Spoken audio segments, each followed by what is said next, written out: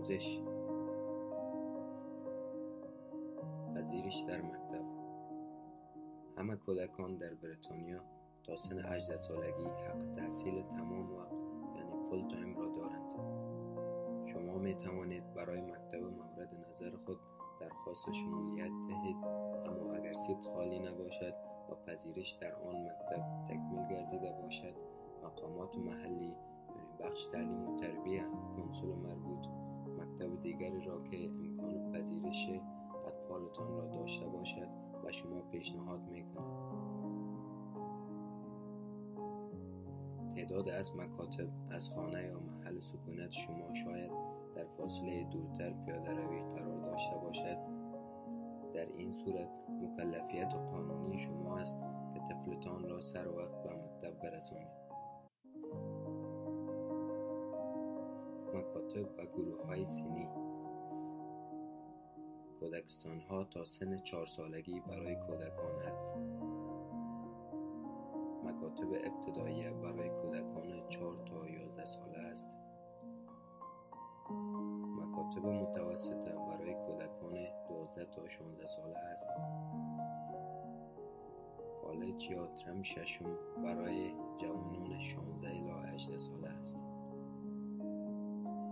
اگر طفلتان در ویلز به مکتب می رود، قابل یادآوری است که در ویلز 5 نوع عمده مکتب ابتدایی وجود دارد و هر کدام روش مختلف تدریس زبان ولش را دارند.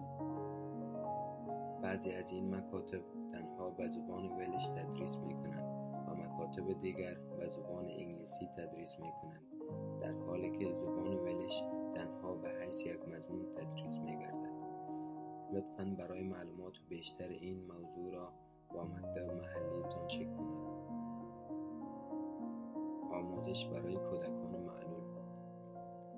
کودکانی که دارای ناتوانی یادگیری یا جسمی می باشند یا در یک مکتب معمولی از طریق EHCP یعنی طرح مراقبت صحی تعلیمی مورد حمایت بیشتر قرار خواهند گرفت و در صورتی که نتوانند در مکتب معمولی درس بخوانند و SEN یعنی مکاتب نیازهای آموزشی ویژه معرفی خواهند شد.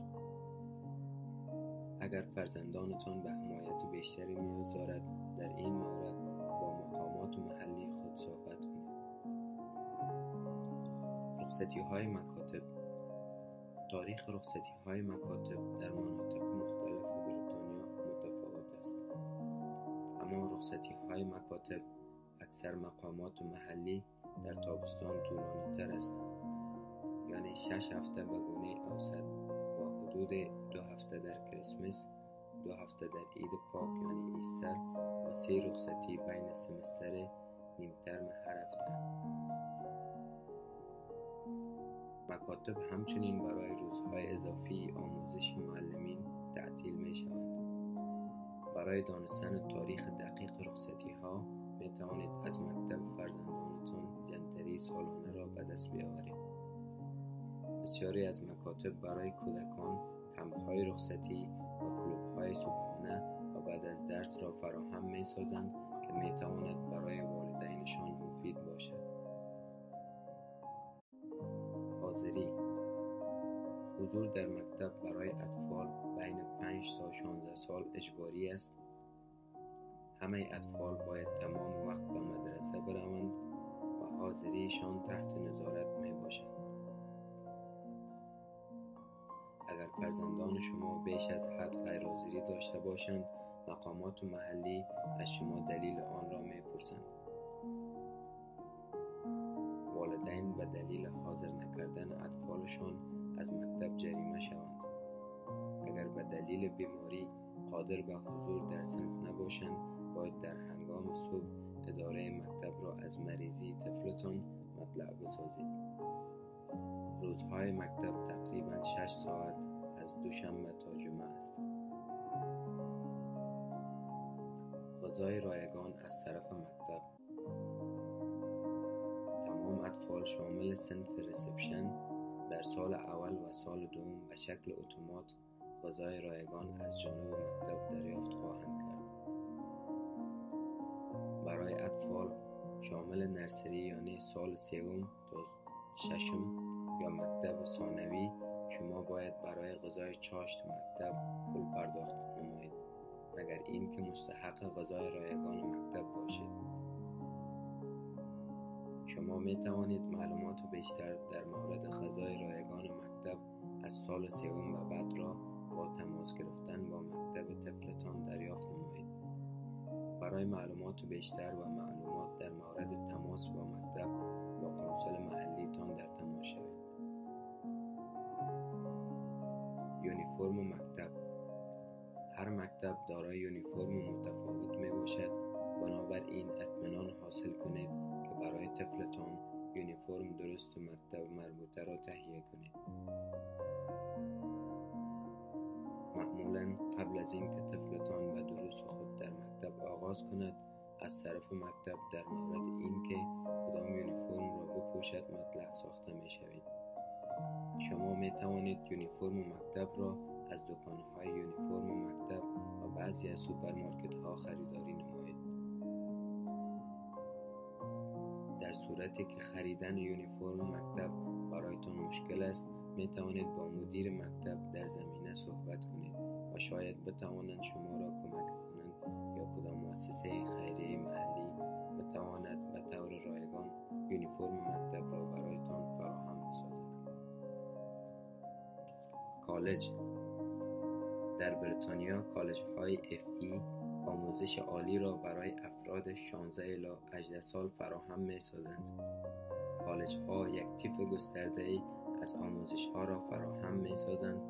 شاگردان می‌توانند از میان آموزش‌های سطوح A، دیپلم ملی عالی یا Higher National Diplomas، دیپلم مهارت و کورس‌های BTEC یکی را انتخاب کنند.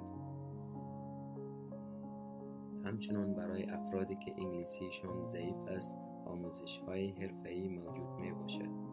کورس‌های کالج هم برای افراد جوان، یعنی اکثراً 16 الی 19 ساله، و هم برای بزرگسالان و گاه برای افراد 14 الی 16 ساله قابل دسترس است. بسیاری از کالج‌های محلی صنف‌های ایسول را برای متکلمین زبان‌های دیگر فراهم می‌سازد. معلمین این افراد را به شکل دوستانه کمک می‌کنند تا در انگلستان مستقر شوند و صنوف مختلف برای سطوح مختلف برگزار می‌شود. اگر شما نمی‌توانید به زبان انگلیسی صحبت کنید و این یک مانع برای شما است، می‌توانید در صنف‌های ایسول شرکت کنید. اکثر این صنوف مختلط میباشد و افراد دارای سنین مختلف هم از زنان و مردان در آن شرکت میکنند.